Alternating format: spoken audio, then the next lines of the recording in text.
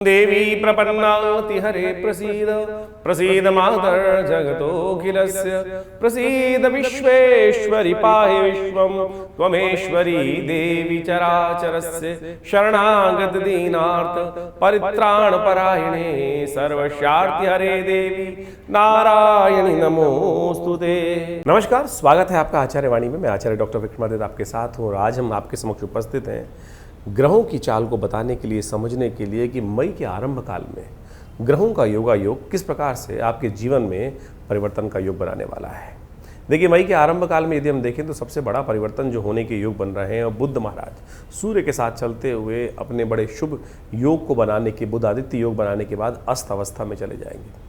इसके साथ साथ और भी बहुत सारे ग्रह परिवर्तन की राह पकड़ने जा रहे हैं इस मई काल में। सबसे बड़ा परिवर्तन तो बृहस्पति का होने वाला है, जो एक नई उम्मीद लेकर इस पूरे संसार में आने वाला है और बहुत कुछ महत्वपूर्ण परिवर्तन करने के लिए 2026 में कुछ न कुछ योग बनाने वाला है। तो एक उम्मीद बहुत बड़ी है।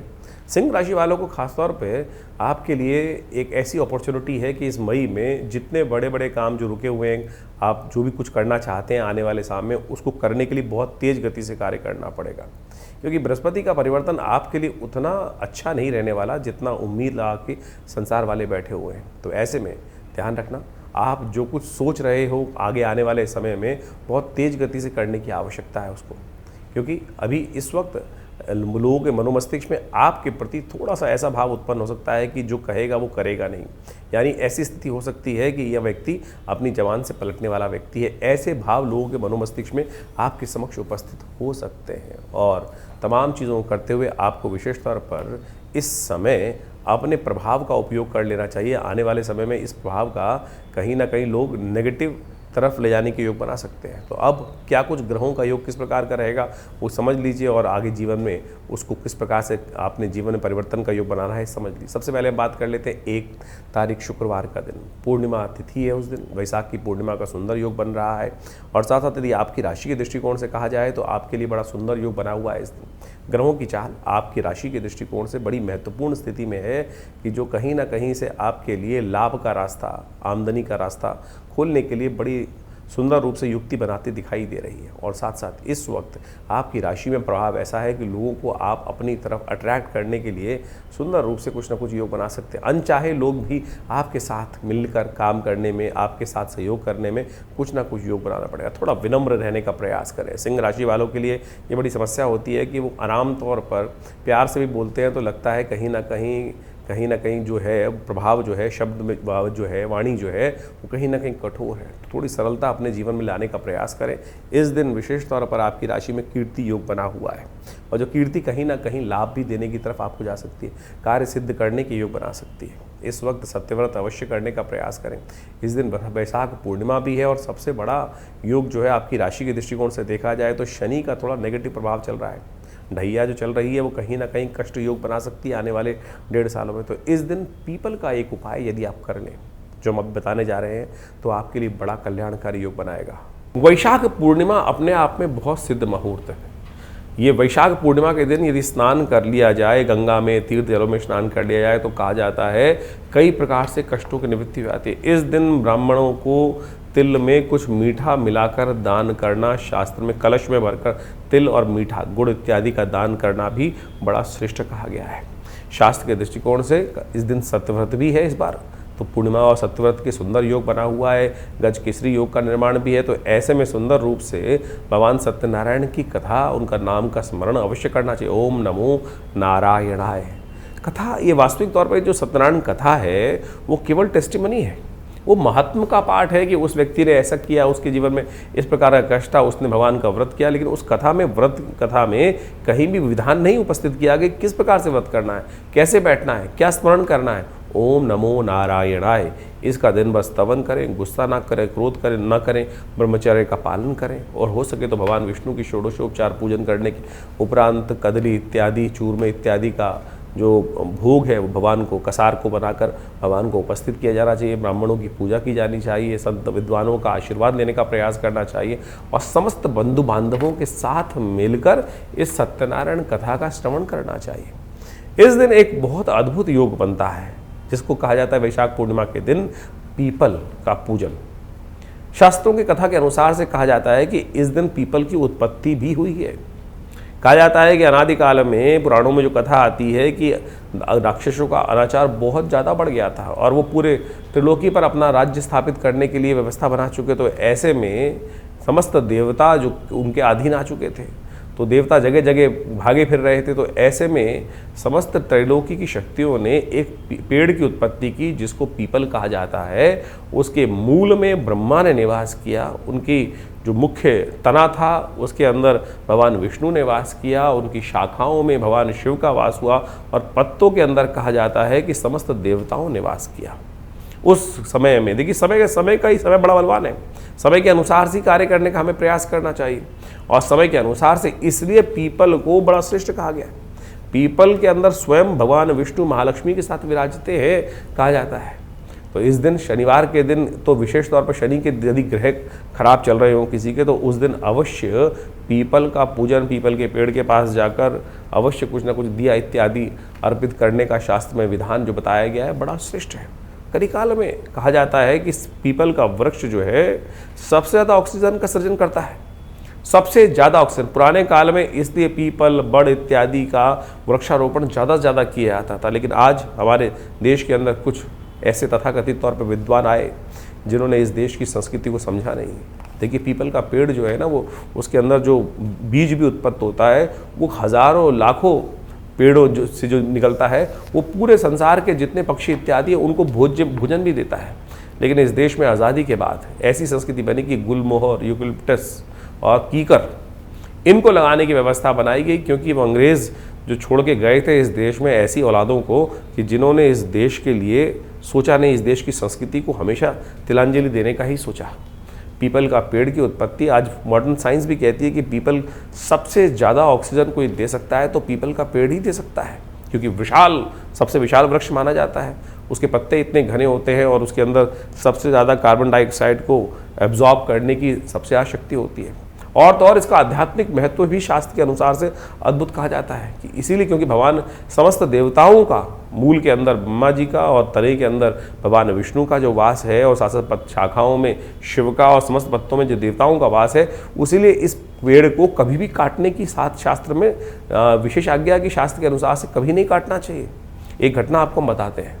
दिल्ली के अंदर एक घटना घटी, करीब आज से करीब 35 साल पुरानी घटना है। दिल्ली के एयरपोर्ट के ऊपर लगातार कुछ न कुछ घटनाएं चल रही थी और मेन एक्सीडेंट हो जा रहे थे बहुत ज़्यादा। उन दिनों एक हेलीकॉप्टर सर्विस होती थी भारत सरकार की और उसके हेड जो थे वो हमारे पिताजी के पास आए, उनको लेकर आया और उन्होंने बताया कि एक पीपल का पेड़ था जो वहाँ किसी न किसी कारण से जब बड़ा सेक्शन बन रहा था वहाँ काट दिया गया था। उसके बाद से ये दुर्घटनाएँ लगातार हो रही हैं। हमें याद है कि हम अपने पिताजी के साथ, अपने समस्त ब्राह्मणों के साथ जाकर वहाँ यज्ञ किए उस एयरोड्रोम पे, भारत दिल्ली के एयरोड्रोम के ऊपर, और वहाँ जाकर उस पीपल के पेड़ के जो अशुभ प्रभाव था उसको शांत किया और सत्य माने। उसके बाद उन दिनों जो घटनाएं चल रही थी, आज से करीब हम 35 साल पुरानी घटना आपके समक्ष ये रख रहे हैं, और उसके बाद वो घटना वहाँ घटनी काफ़ी दिन तक बंद हो गई। तो ये सत्य माने कि ये जो शास्त्र के अंदर निषेध है, इस बात का हमको विशेष तौर पे ध्यान रखना चाहिए।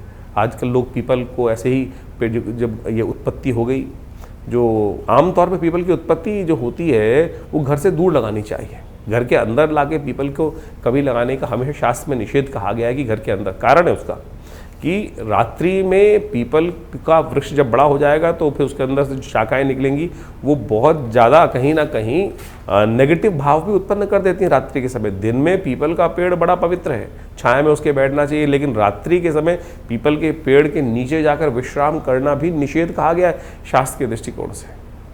अब उसका मेडिकल पॉइंट ऑफ व्यू से यदि इंटरप्रिटेशन देंगे तो उसके कारण ये है कि रात्रि में जितना ज़्यादा बड़ा पेड़ होगा उससे ज़्यादा उतनी ज़्यादा नेगेटिव जो एनर्जीज़ हैं उसके नीचे से उत्सर्जन होगा उसके अंदर। और बहुत सारे लोगों ने इसके ऊपर तो ऐसा कहा है, कई लोगों ने, कि रात्रि में ऑक्सीजन भी छोड़ता है पेड़, लेकिन उसके ऊपर कई सारी कंट्रोवर्सीज़ है। उसका पेड़ जितना बड़ा होगा उतना रात्रि में उसके अंदर से नेगेटिव उत्सर्जन भी होने के योग बन जाएंगे, इसीलिए उसके नीचे जाकर कई बार सांस फूलने की समस्याएं उत्पन्न होने के योग बन जाते हैं।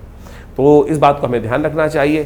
तो इसलिए भारतीय संस्कृति में इस बात का ध्यान रखा और बात माने उसके जो एरोड्रोप वाली हम बात बता रहे थे, वहाँ जाकर यज्ञ करने से बहुत सारी नेगेटिव एनर्जी ठीक हो गई।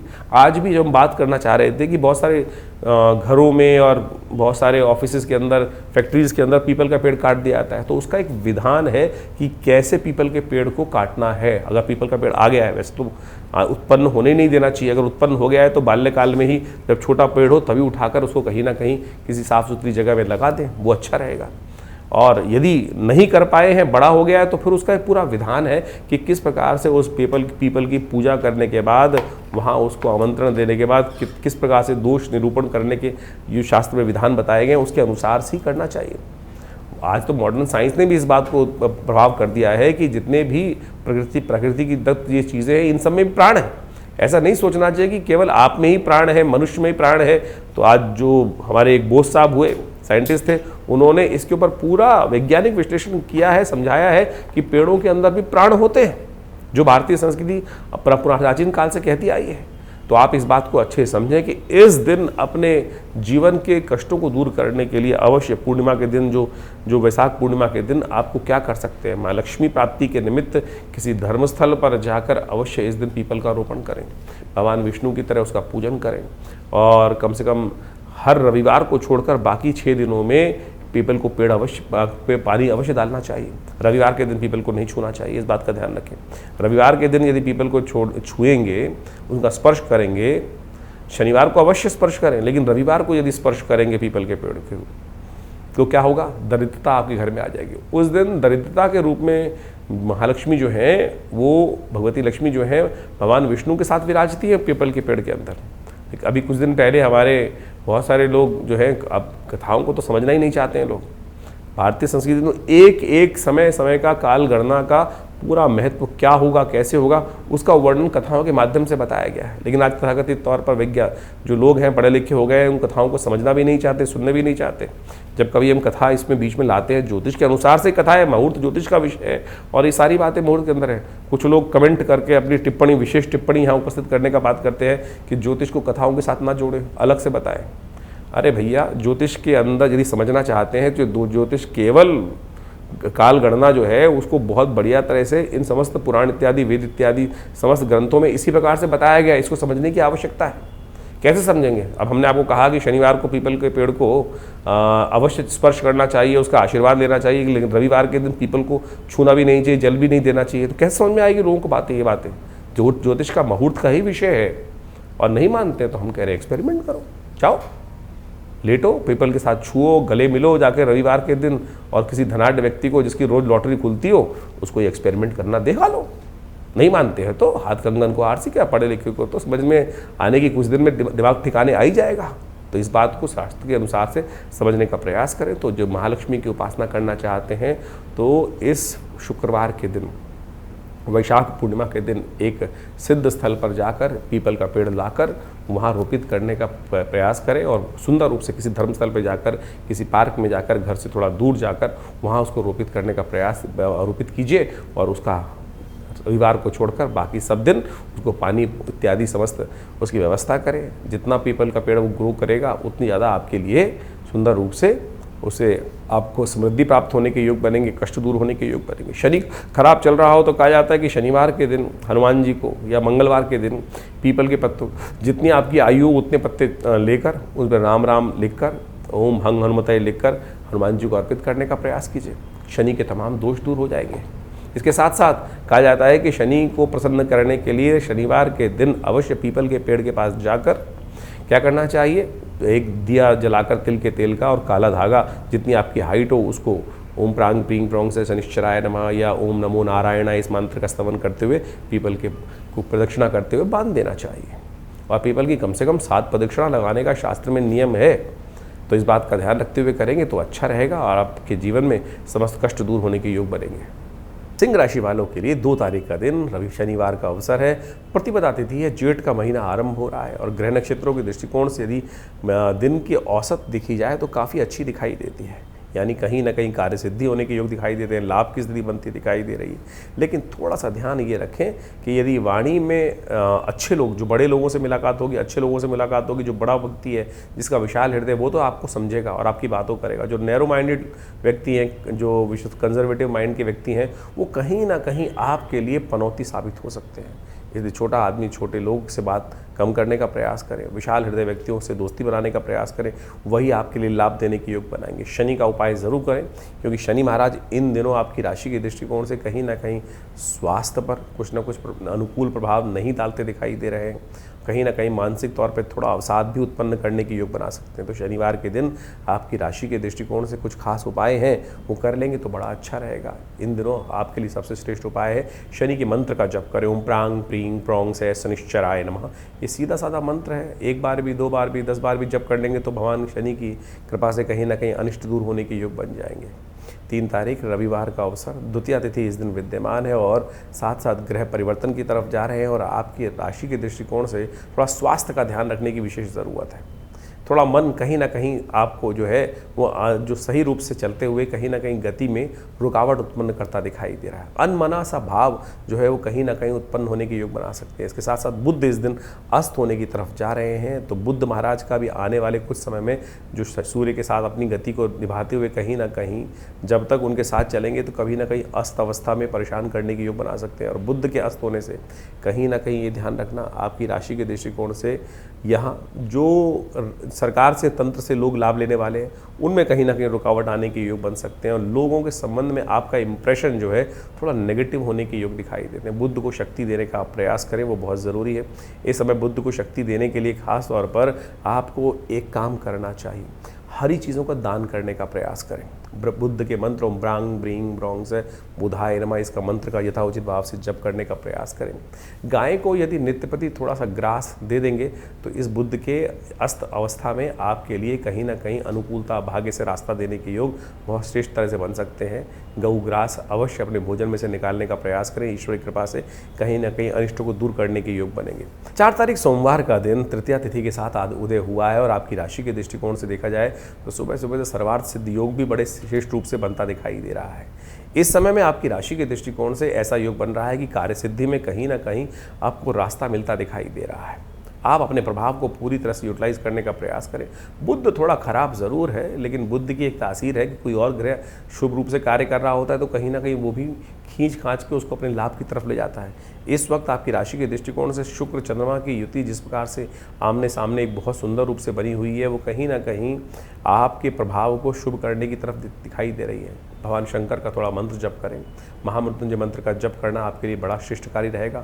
ओम हौं जुं सह ओम भूर्भुवस्वः ओम त्र्यंबकं यजामहे सुगंधिं पुष्टिवर्धनम उर्वारुकमिव बंधनान् मृत्योर्मुक्षीयमामृतात् स्वभुव भू ओम सहजुं हौं ओम। इस प्रकार से इस मंत्र का जप करना आपके लिए बड़ा कल्याणकारी रहेगा और समस्त अनिष्टों को दूर करने का योग बनाएगा। सिंह राशि वालों के लिए 5 तारीख का दिन मंगलवार चतुर्थी तिथि के साथ आरंभ हो रहा है और आपकी राशि के दृष्टिकोण से आज का दिन आपके लिए कुछ नया विजय का संकल्प देता दिखाई दे रहा है। विजय का रास्ता खोलता दिखाई दे रहा है। आपके प्रभाव से कहीं ना कहीं बंद रास्तों को खोलने के लिए आपका जो भी उपयोग करेंगे, यदि अपने काम में भी अपने पर्सनालिटी का लाभ लेने का प्रयास करोगे तो वो भी अच्छा रहेगा और दूसरे के काम में भी कहीं ना कहीं स्थिति को बदलने की शक्ति आपके ग्रह आपके अंदर विद्यमान करते दिखाई दे रहे हैं। जिनके आप दोस्त भी हैं उनके लिए भी आज का समय उपयुक्त दिखाई देता है। जिनके साथ भी आप खड़े रहेंगे उनके लिए भी दिन कहीं ना कहीं सहयोग का बनता दिखाई दे रहा है। तो इस समय आपके ग्रह कई प्रकार से आपको लाभ देने के योग बना रहे हैं। इस दिन मंगल का जन्मदिन भी है और इन दिनों मंगल शनि का जो टकराव चल रहा है उसको शांत करने के लिए कुछ खास उपाय अवश्य करने का प्रयास करें। वैसे तो हनुमान जी का छोटा सा नाम ही समस्त अनिष्टों को, जिस प्रकार से हवा बड़े से बड़े कष्ट को उड़ा के ले जाती है, कूड़े के ढेर को उठा के ले जाती है, ऐसा योग हनुमान जी का एक नाम बना सकता है। तो सुंदरकांड का पाठ करें। बड़ा मंगल इस दिन पहला पड़ रहा है। इसके साथ साथ अंगारक चतुर्थी का योग भी बन रहा है। तो ऐसे में हनुमान जी का स्तवन सब प्रकार से कल्याण का योग बनाएगा। जेठ के महीने में जितने मंगल आते हैं ना, उनको बड़ा मंगल कहा जाता है, बुढ़वा मंगल के रूप में जाना जाता है। और ये बुढ़वा मंगल अपने आप में बहुत ही सिद्ध मुहूर्त है और देव योग से इस बार जो है, जो मलमास है, जो पुरुषोत्तम मास है, जेठ में ही पड़ गया है। और ये जेठ के जो 4 मंगल पड़ने का योग था, इस बार 8 मंगल पड़ रहे हैं। यानी इस बार से आरंभ होकर करीब करीब 23 जून तक 8 मंगल पढ़ेंगे, बुढ़वा मंगल पढ़ेंगे, समस्त श्रेष्ठ मंगल है। और शास्त्र के दृष्टिकोण से देखा जाए तो बड़ा ही महत्वपूर्ण। कहा जाता है कि भगवान राम के काल में इसी तिथि पे, जेठ के मंगल पर ही भगवान राम का सबसे पहले भगवान हनुमान जी को दर्शन हुआ था। तो इसलिए बड़े बड़े मंगल के रूप में इनको माना जाता है। और ऐसे में हनुमान जी को प्रसन्न करने के लिए जो कुछ भी उपाय करें, और एक बात मान के चलें, भारतीय संस्कृति, सनातन संस्कृति के अनुसार से इस वक्त 2 ही देव ऐसे हैं कि जो विशेष तौर पर आपके समस्त मनोरथों को सिद्ध कर सकते हैं। एक तो विशेष तौर पर कहा जाता है हनुमान जी, और देवता चित्तन अधरई हनुमत से ही सर्व सुख करे। तो उनको विशेष तौर पर प्रसन्न करने का आपको यथाउचित भाव। सब देवताएं जो है अपने अपने लीला के लिए आते हैं और लीला के बाद अपने अपने धाम को चले जाते हैं, लेकिन हनुमान जी हम सबकी रक्षा करने के लिए, हम सबको भक्ति में लगाए रखने के लिए, हम सब पर कृपा करने के लिए इस धरा पे आज भी विद्यमान है। और इस कलिकाल में समय समय पर लोग उनके दर्शन करते आए हैं और किए भी हैं। तो इसलिए आप भी बड़ी श्रद्धा के साथ इन बड़े मंगलों पर जो जेठ में पड़ रहे हैं यथाउचित भाव से भगवान का स्मरण करने का प्रयास को संबंध में बताएंगे। लेकिन इस बार मंगल का एक और विशेष योग बनकर चतुर्थी है। वैशाख के महीने में चतुर्थी का योग बन रहा है, जो चतुर्थी के साथ साथ इस दिन जो ग्रहों का योग बनेगा, तृतीया जो चतुर्थी तिथि है वो मंगल के साथ पड़ रही है। ये अंगारक योग हो गया। अंगारक योग यानी मंगल का जन्मदिन। मंगल है कौन? कई कथा शास्त्र में विद्यमान है, कई लोग भारद्वाज ऋषि के साथ से भी इनकी उत्पत्ति मानते हैं, लेकिन आदि स्कंद पुराण के अनुसार से कहा जाता है कि भगवती जब सती, माँ भगवती दुर्गा सती जो हैं वो जब दक्ष के यज्ञ में गई तो वहाँ सती हो गई, क्योंकि वहाँ उनका अपमान किया गया, भगवान शिव का अपमान किया गया। तो वो अपने आप को उस अपराध से अपने आप उस जो पिता को बचाने के लिए कहा जाता है कि यज्ञ में समर्पित हो गई थी। जब भगवान शिव को ये पता चला तो उन्होंने वीरभद्र को भेजा। कहा जाता है भगवान शंकर के पसीना जब पृथ्वी पर पड़ा उससे एक बालक उत्पन्न हुआ, लाल अंगारे के स्वरूप में बालक था, उन्हीं का नाम वीरभद्र था। और वीरभद्र ने जाकर उस यज्ञ का विध्वंस किया और वहाँ पर जाकर कहा जाता है दक्ष को दंड दिया। और फिर दक्ष को दंड देने के बाद पुनः भगवती के शरीर को लेकर भगवान शंकर के समक्ष उपस्थित हुए। कालांतर में वही जो वीरभद्र थे वही पृथ्वी से उत्पन्न हुए, अंगारे के रूप में उत्पन्न हुए और भगवान शिव के आशीर्वाद से मंगल बने।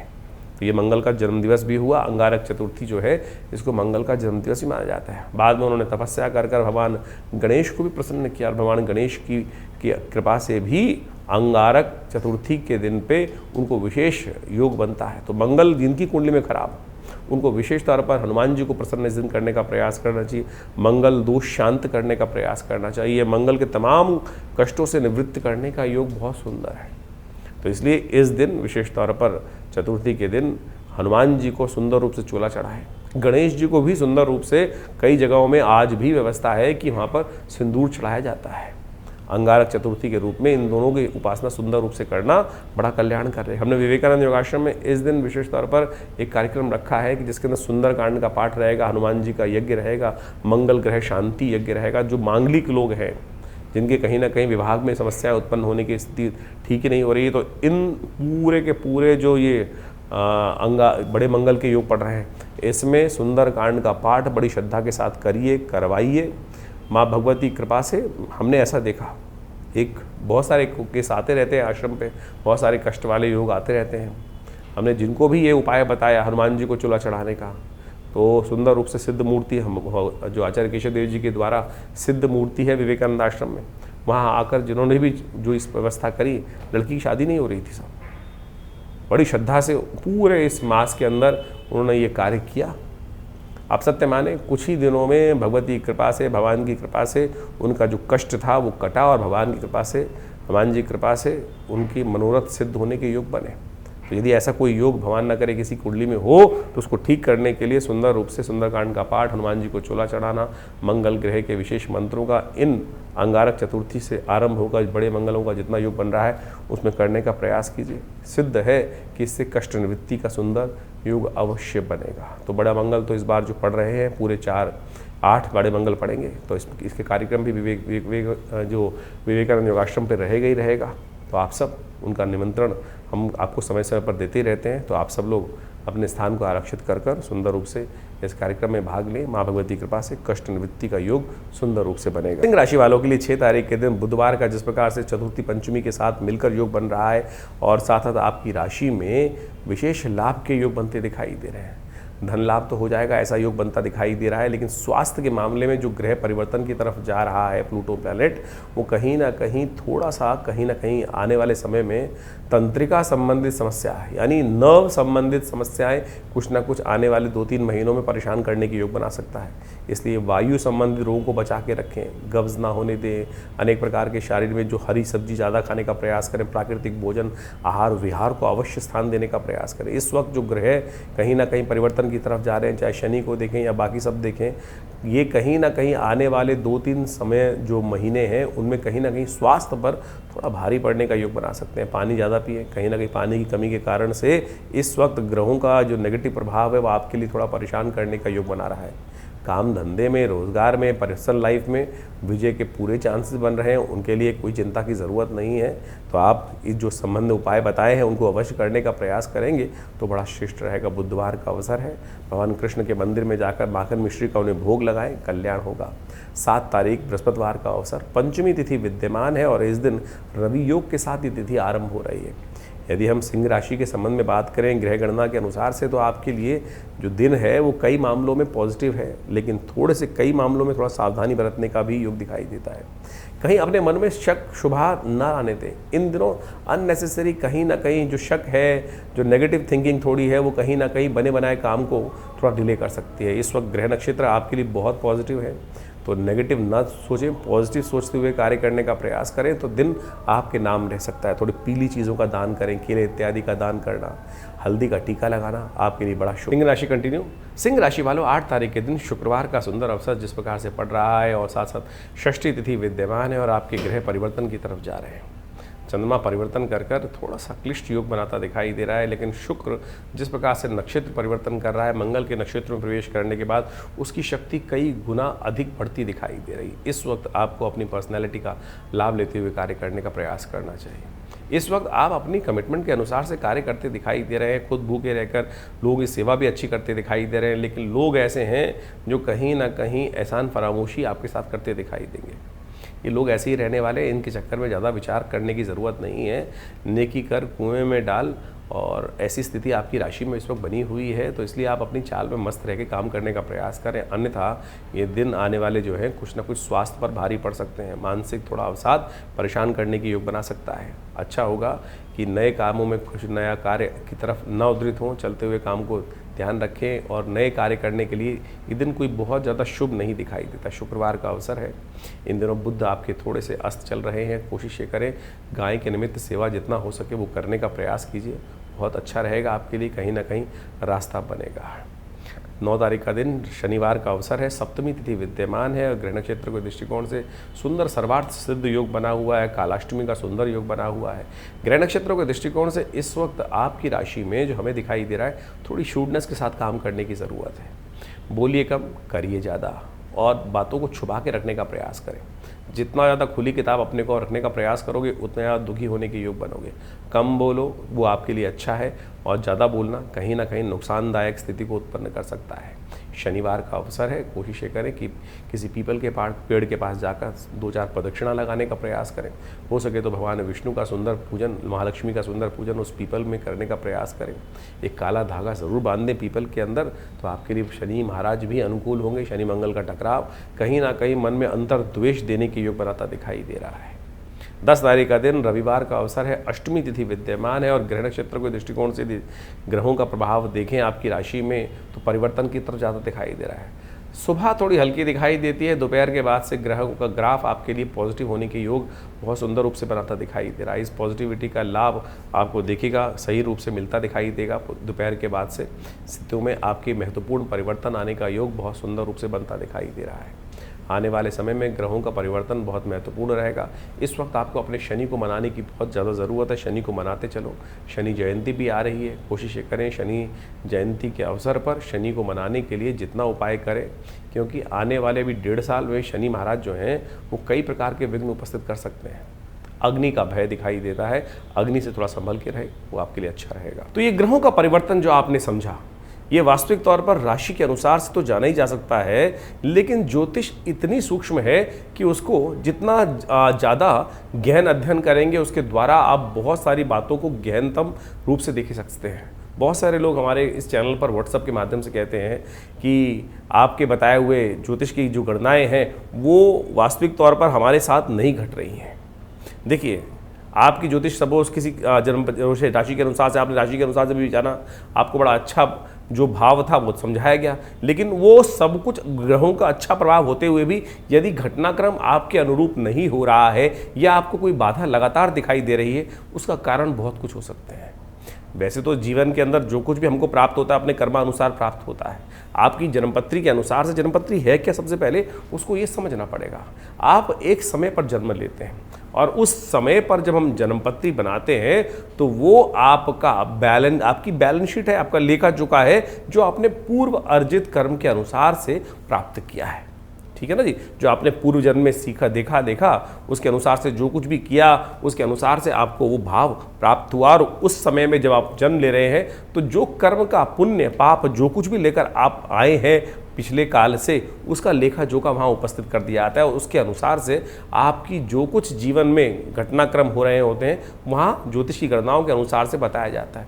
आप हर रोज़ कुछ ना कुछ शुभ कर रहे हैं, हर रोज़ कुछ ना कुछ अशुभ आपके हाथों से हो रहा है, और वो भी तो वास्तविक तौर पर कहीं ना कहीं स्थितियों को बदलने की तरफ जा रहा है। अच्छा या खराब, उसका आपको अपने आप स्वयं अनुसंधान करना पड़ेगा।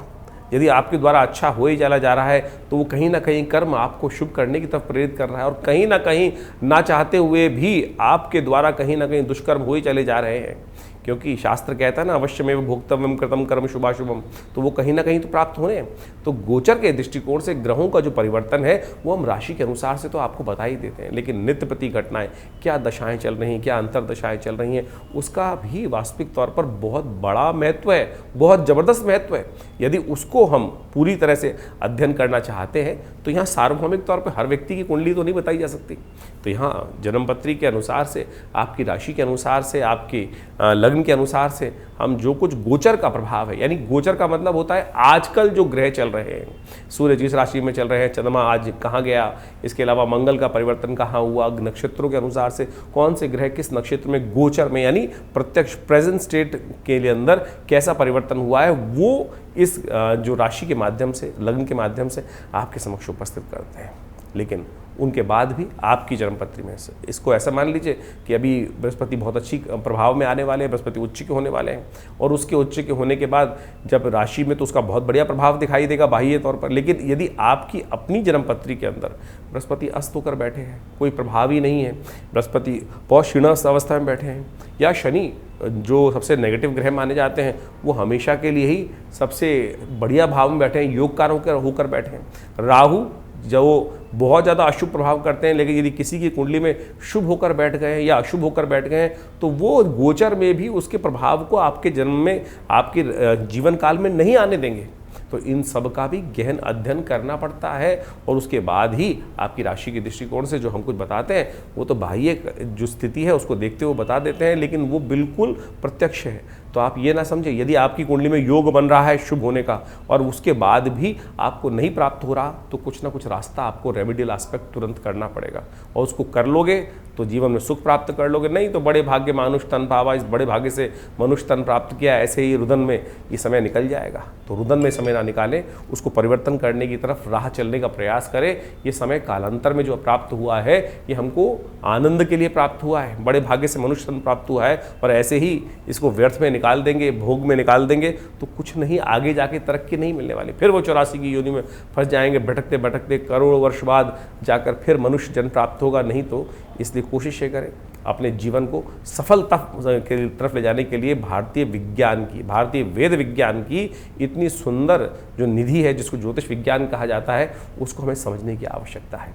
उसके अनुसार से अपने जीवन का के समय को समझकर परिवर्तन करने के लिए सही तरफ अपने कर्म को लगाने की आवश्यकता है, तब हम सब कुछ कर सकते हैं। अब ऐसा मान लीजिए कि हमारे जीवन में लाभ होना था, दक्षिण की तरफ हम जा रहे हैं, किसी और दिशा में धक्के खाने के लिए, और फिर भटकते भटकते पृथ्वी तो गोल है, कहीं ना कहीं आखिरी में आएंगे उस जगह पर प्राप्त करने के लिए। तो ऐसा भटकाव क्यों? तो सही दिशा सही समय पर ज्ञान हो जाए तो ये ज्योतिष विज्ञान का सबसे बढ़िया प्रभाव है। इसको सही समय से अनुसार करने का प्रयास कीजिए। और जो हम ज्योतिष विज्ञान के माध्यम से हर रोज़ आपके समक्ष विभिन्न पंचांग के अनुसार से जो कुछ भारतीय संस्कृति में, भारतीय पुराणों में जो उत्सव इत्यादि बताए गए हैं, उनको समझने की भी आवश्यकता है। हम इस कार्यक्रम के माध्यम से आपके समक्ष जो जो उपाय बताते हैं वो पौराणिक उपाय ही बताने का प्रयास करते हैं। जो पुराण इत्यादि में कथाओं के माध्यम से जो हमारे भारतीय जो ऋषि मुनि थे उन्होंने वहाँ इंगित किया है, कोई कपोल कल्पित नहीं है। ये टेस्टिमनीज हैं, ये अनुभव है कि उस व्यक्ति ने कैसे अपने जीवन के कष्टों को दूर करने के लिए कौन सा खास उपाय किया। अभी शनि जयंती आ रही है। शनि जयंती के दिन कहा जाता है कि जो अमावस्या के दिन, जेठ की अमावस्या के दिन शनि जयंती के अवसर पर भगवान का सुंदर भजन कर ले तो उसके समस्त जीवन के कष्ट दूर होने के योग बन जाते हैं। और आजकल क्या हो गया है कि हम प्रधान देवताओं की उपासना छोड़कर आज जगह हर चौक पे जो अलग अलग आधुनिक मंदिर खुल गए हैं वहाँ जाके फंस जाते हैं। कोई शनि पर 10 टीन तेल चढ़वा रहा है, कोई 100 टीन चढ़वा रहा है, कोई ना कोई कुछ और करवा रहा है, कोई मतलब अनेक प्रकार की भ्रांतियाँ उत्पन्न करने के लिए जो शास्त्र में वर्णित, शास्त्र में कहाँ इस प्रकार की बातें आई है कि शनि का मंदिर बना दो, शनि को भगवान से भी ऊपर का दर्जा दे दो। इस प्रकार से नवग्रहों की उपासना, नवग्रहों के मंत्र शास्त्र में विद्यमान है, उनके अनुसार करने की व्यवस्था है। लेकिन जो पूजन मुख्य तौर पर किया जाता है वो प्रधान देवताओं का ही किया जाने की व्यवस्था है, तो उनके अनुसार ही उनको ठीक करने का प्रयास करें। तो हम अपने आश्रम पे इस बार एक बड़ा कार्यक्रम रखने जा रहे हैं। शनि जयंती पर 100 पाठ हनुमान चालीसा के, करीब 8 घंटे का कार्यक्रम रहेगा। 100 पाठ हनुमान चालीसा के किए जाएंगे। और ये जेठ का मास वैसे ही बहुत श्रेष्ठ है। आप सत्य माने, उस दिन हम शनि ग्रह शांति महायज्ञ का भी आयोजन करने जा रहे हैं विवेकानंद आश्रम पर शनि जयंती के अवसर पर। उस दिन बड़े वृहद रूप से सुंदर रूप से शनि ग्रह शांति के निमित्त यज्ञ रहेगा। शनि की 108 नामों के द्वारा आहुति दी जाएंगी। शनि स्तोत्र का पाठ रहेगा, शनि के वेद मंत्रों का पाठ रहेगा, शनि के बीज मंत्रों का पाठ रहेगा, शनि के तंत्रोक्त मंत्रों के द्वारा आहुति प्रदान की जाएगी। तिल के द्वारा सबसे श्रेष्ठ आहुति शास्त्र के अनुसार से वर्णित की गई है कि शनि ग्रह के तमाम दोषों को शांत करने के लिए ये कार्य किए जाने चाहिए और इससे बहुत सारे अनिष्टों को दूर करने का सुंदर योग बन जाएगा। तो आइए हमारे साथ इन समस्त कार्यक्रमों में भाग लें और पूरे इस जेठ मास में, क्योंकि जेठ मास में जितने मंगल आते हैं उनको बड़े मंगल कहा जाता है। और इस बार तो सौभाग्य ऐसा बन रहा है कि जेठ के मंगल में जो योग ग्रहों का योगा योग बन रहा है वो ऐसा बन रहा है कि आप बहुत सारे परिवर्तन की तरफ ग्रह जाएंगे। शनि मंगल का टकराव समाप्त होने के बाद बावजूद बृहस्पति परिवर्तन करके बहुत सुंदर योग बना देंगे। और इसके साथ साथ एक और ग्रहों का योग बन रहा है कि इस बार मास में 5 शनिवार पड़ने वाले हैं। 5 शनिवारों की युति जेठ के महीने में कहीं ना कहीं अशुभ योग बनाती, प्राकृतिक आपदाओं के योग बनाती। कहीं ना कहीं जो घटनाएं हैं वो कहीं ना कहीं प्राकृतिक आपदाएं परेशान कर सकती हैं। तो ऐसे योग बनते दिखाई दे रहे हैं। कहीं ना कहीं प्राकृतिक आपदाएं, भूकंप इत्यादि, और तो और कहीं ना कहीं राष्ट्र द्वेष के कारण से कुछ बड़े बड़े लोगों का भी अहित होने के योग शास्त्र के दृष्टिकोण से बनते दिखाई दे रहे हैं। तो कोशिश ये करें, आमतौर पे लोग गर्मियों की छुट्टी में घूमने चले जाते हैं, बहुत ज़्यादा इधर से उधर घूमते हैं। इस बार थोड़ा शांति से ध्यान से रखने का प्रयास करना चाहिए, क्योंकि ग्रहों की युति कहीं ना कहीं कुछ अशुभ होने की तरफ भी, यानी कुछ भयावह स्थिति उत्पन्न होने के योग भी बनाती दिखाई दे रही है। तो शांत होकर थोड़ा सा परमात्मा का भजन करें और जहाँ जाना जाएं बिल्कुल, लेकिन परमात्मा का अपने साथ रखने का प्रयास करें। भगवत भजन से कहीं ना कहीं जो भार है, जो सूली है, वो कहीं ना कहीं छोटा कांटे के रूप में उपस्थित हो जाती है। एक बड़ा भयंकर कष्ट जो है वो छोटे से रूप में कहीं ना कहीं वो निमित्त मात्र में उपस्थित होकर ग्रह का योग पूरा कर देता है। तो इसलिए अपनी काल गणना को सही समझते हुए हमारे साथ जुड़े। हमारे कार्यक्रम में से बहुत सारे प्रश्नों को जो आप लोग करना चाहते हैं, हम लोग लगातार व्हाट्सएप के माध्यम से लोगों के प्रश्न आ ही रहे हैं, हम उन सब के समाधान देने का प्रयास कर रहे हैं। और आप जुड़ते रहिए, कार्यक्रमों में सम्मिलित होते रहिए। माँ भगवती कृपा से आपकी